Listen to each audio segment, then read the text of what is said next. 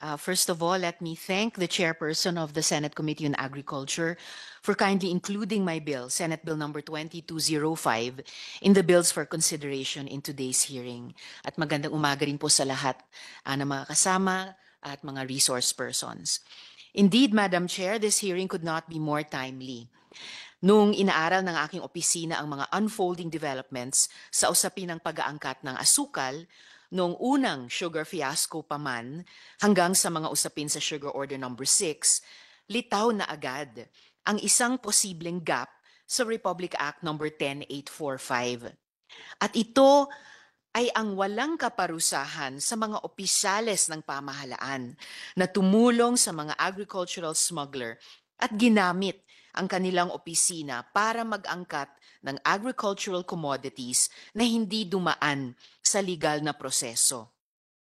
Of course, they do not go scot-free because we have Republic Act number 3019 or the Anti-Graft and Corrupt Practices Act. But given the gravity of agricultural smuggling and its far-reaching consequences, it seems to me that we also need to punish government officials who allow these acts. In our anti-trafficking law, of which the chair is also an author, we punish the facilitation of trafficking by public officials as acts of trafficking.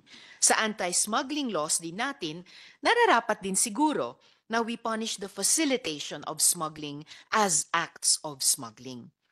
Kung ginamit natin ang ating opisina para tulungan ang mga smuggler na nagpapabagsak ng ating agrikultura, tayo ay dapat ituring din na smuggler at dapat managot sa ilalim ng batas.